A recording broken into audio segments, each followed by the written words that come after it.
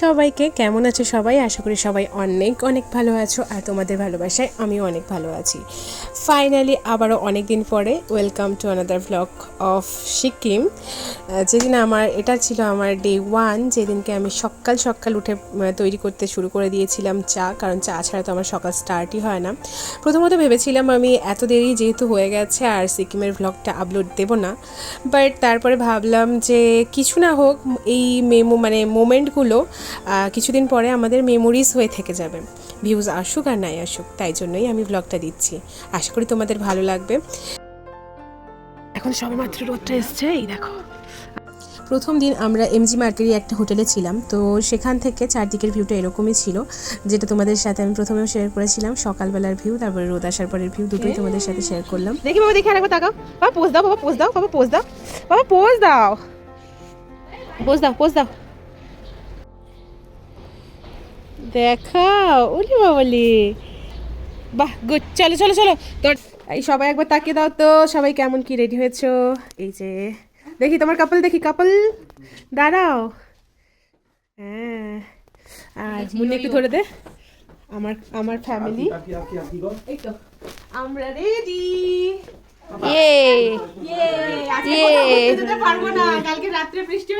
কিন্তু মেয়েরা তো সাজগোজ ছাড়বে না, মোটামুটি কমপ্লিট করা হবে সবকিছু।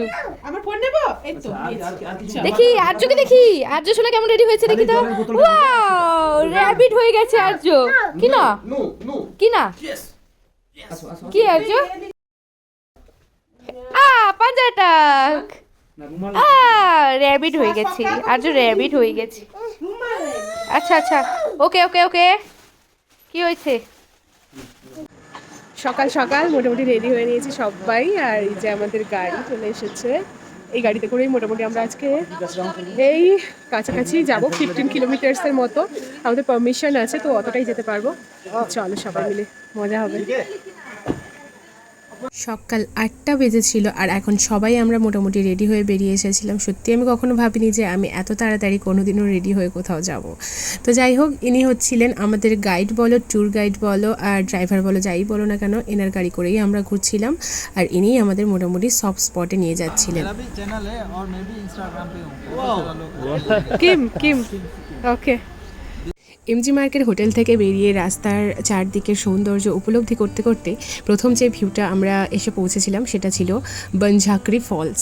তো যেহেতু আমাদের ফার্স্ট কী বলবো, সাইট সিন ছিল, তো এই ভিউটাও আমার খুবই ভালো লেগেছিল, যেটা তোমাদের পরপর আমি শেয়ার করবো। চারদিকটা এত নিট অ্যান্ড ক্লিন অ্যান্ড এত স্নিগ্ধতা, এতটাই নিস্তব্ধ সব কিছু। আমরা যখন পৌঁছেছি, দেখো এখন তো কোনো গাড়ি নেই, কিন্তু আমরা যখন বেরিয়েছিলাম তখন এত মানুষের ভিড় হয়ে গেছিলো যে তখন আর ভালো লাগছিল না, কিন্তু এই সময়টাতে জাস্ট অসাম লাগছিল। ওই হাতে গোনা কয়েকজন ছিলাম আর চারদিকটা এতটাই সুন্দর ছিল, আমার খুবই ভালো লেগেছিল। সত্যি কথা বলতে বিয়ের 8 বছর পরে প্রায় আমি বেরিয়েছি ফার্স্ট কোনো জায়গায়। তো আর্যকেও দেখো, ও খুবই হ্যাপি বাইরে বেরিয়ে, কিন্তু একটা ওই যে তোমাদের আগের ভ্লগে শেয়ার করেছিলাম যে আর্যর আর আমার দুজনের জুতো থেকে গেছে অটোতে, তাই জন্য মাম্মাম আর বেটুর নাজেহাল অবস্থা। বেটুর আর কি, বেটু তো সবার কোলে করেই যাবে, কিন্তু আমি স্লিপার্স পরে চারদিকটায় ঘুরতে আমার সত্যিই খুব কষ্ট হচ্ছিল। আর এখন আমি ওটাই বলছিলাম যে চারদিকটা খুব সুন্দর, জাস্ট অসাম লাগছিল। যাই হোক, এরপরে আমরা অনেকটা উপরে উঠতে হবে, এটা আমি কিন্তু নিচেই আছি। ওয়াটারফলস বুঝতেই পারছো যে অনেকটা উপরে উঠতে হবে। তো উপরে উঠছিলাম, সাথে সাথে ভিডিও বানাচ্ছিলাম, তাই জন্য তোমাদের সাথে সবটাই শেয়ার করছি কেমন কি ভিডিও বানিয়েছি। আশা করি তোমাদের ভালো লাগবে, তো পুরো ভ্লগটা দেখতে থাকো। এই যে এইটা হচ্ছে ফলসের কিছু যেগুলো যে আসছে ওই জলগুলো, বাট কি বলবো, অসাধারণ লাগছিল। আর এখন ওয়েদারটা অতটা ঠান্ডা নেই। পরপর আমরা যখন অন্য সাইড সিনগুলো করতে যাচ্ছিলাম, এখন তো একদম নর্মাল ওয়েদার লাগছিল, বাট পরপর এই ফার্স্ট যখন আমরা শেষের দিকে যখন ভিউগুলো দেখতে যাব না, তখন ঠান্ডাটা সেই লেভেলের বেড়ে গেছিলো। আর এই যে দেখো, বর্তমানে আমরা উঠছি সিঁড়িতে, আর সাইডে একটা কি সুন্দর একটা ডেকোরেট করা একটা রেস্টুরেন্ট, আর এত সুন্দর ফুল, কি বলবো, যে কোনো জায়গায় ফুল থাকা সেখানকার সৌন্দর্যতা আরও দ্বিগুণ বেড়ে যায়। তো খুবই সুন্দর লাগছিল। আর কি কি খেয়েছি সত্যি কথা বলতে আমি ভেবেছিলাম অনেক কিছু আমি ভিডিও করব, আমি ওইখান থেকে শেয়ার করব ছোট ছোট ভিডিও, বাট হয়ে ওঠেনি কেন আমি ঠিক জানি না, মানে ম্যানেজ করতেই পারলাম না কোনোভাবে। আর খাওয়া দাওয়ার ভিডিও তো একটাও নেওয়া হয়নি, কারণ যে কোনো জায়গায় খেতে গেলে আমার ফার্স্ট প্রায়োরিটি ছিল আর্য কি খাবে, ওকে খাওয়ানো, ওকে খাইয়ে দাইয়ে আগে লিমিটেড টাইমের মধ্যে ওকে খাওয়াতে হয়েছে, কিন্তু বাড়িতে তো অনেকটা টাইম মানে নিয়ে খায়, তাই জন্যই আর কি। তো সেই জন্য কোনো খাওয়া দাওয়ার ভিডিওই আমি করতে পারিনি।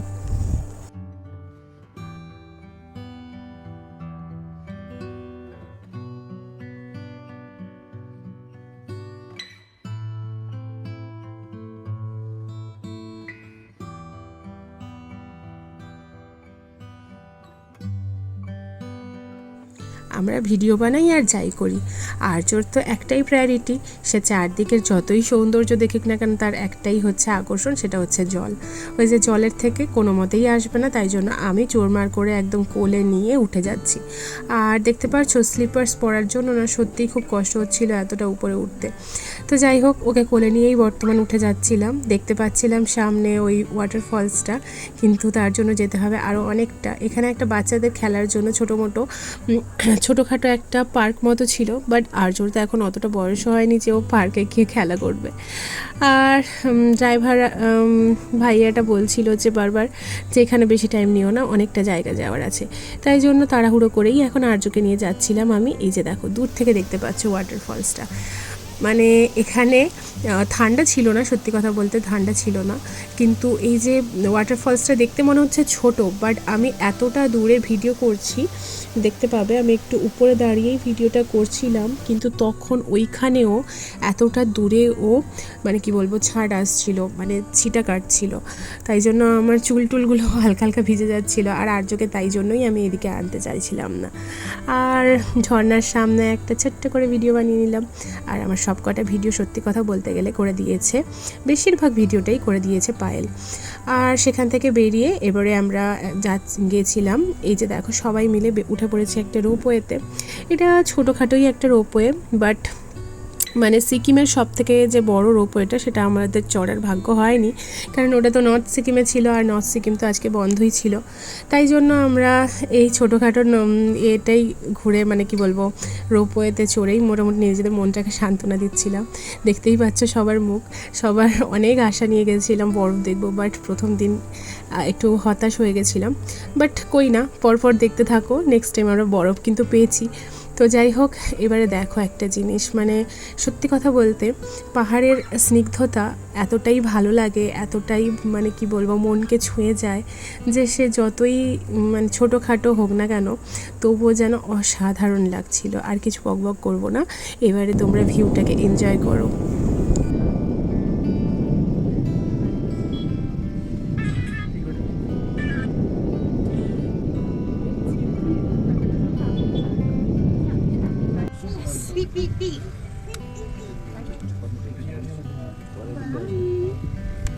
আর্যটা তো পুরো ঘুমিয়ে গেছে, যে টাকা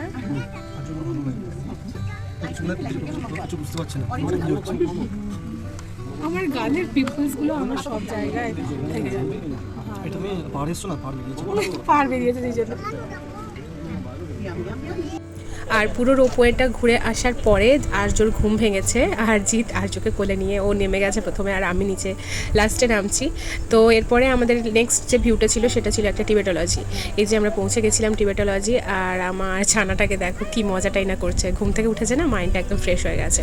তো যাই হোক, এখন আমরা এন্ট্রি করছি সিকিমের টিবেটোলজিতে।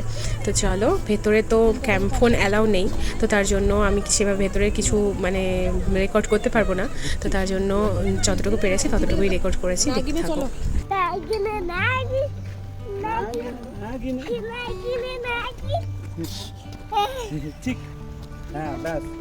বলে রাখি, টিবেটোলজি হচ্ছে একটা মিউজিয়াম টাইপের, যেখানে গৌতম বুদ্ধের প্রাচীন সব মূর্তি বা সেখানকার সব মানে কি বলবো কালচার টালচার সব কিছুই সেখানে সংরক্ষণ করা ছিল, তো সেটাই দেখতে গেছিলাম সবাই মিলে। টিকিটের প্রাইস নিয়ে নিয়েছে 25 টাকা করে, রিজনেবল, এটা মানা যায়। তো এখন সবাই এই যে চলে এসেছি। তার হাতের মাখানাগুলো শেষ হয়েছে, একটা একটা করে পকেটে ঢুকিয়েছে আর একটা করে বের করে খাচ্ছে।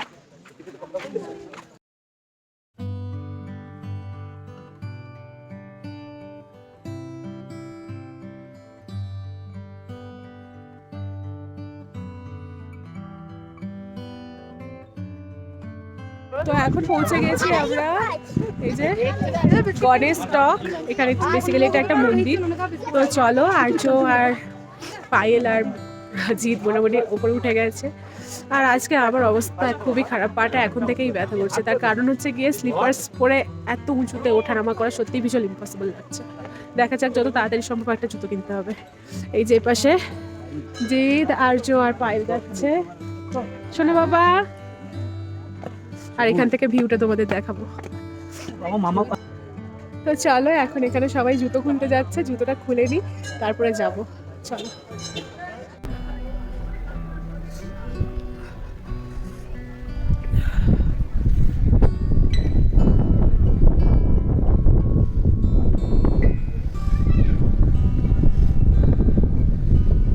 কি হাওয়া দিচ্ছে, ভীষণ ঠান্ডা হাওয়াটা।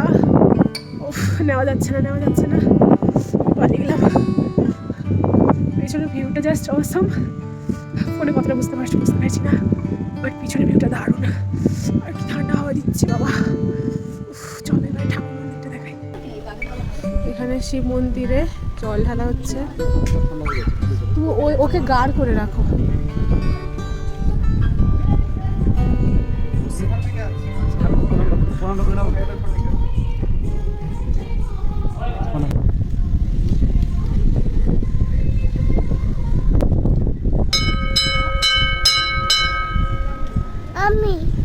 তুমি আছো?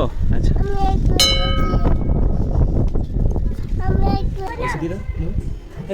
দিয়ে দেবো, দিয়ে দেবো।